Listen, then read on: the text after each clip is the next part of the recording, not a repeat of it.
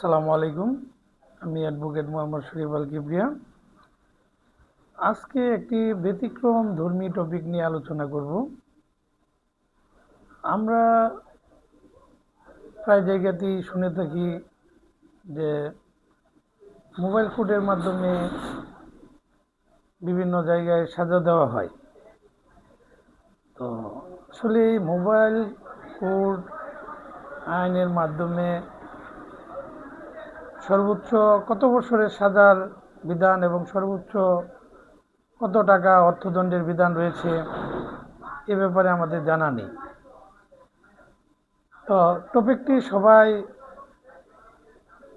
পাশে থেকে শুনবেন। তো মোবাইল কোর্ট আইন 2009 এর 8 ধারার বিধান মধ্যে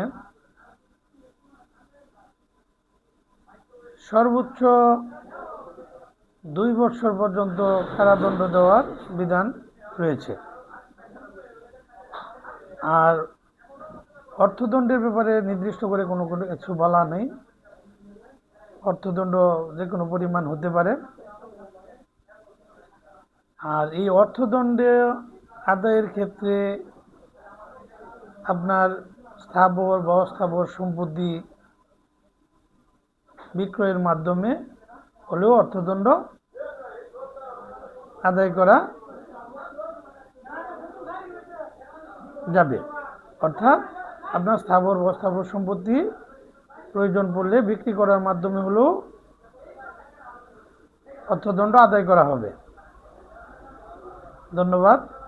সবাই ভালো থাকবেন। আমার পেজে ফলো দিয়ে পাশে থাকবেন।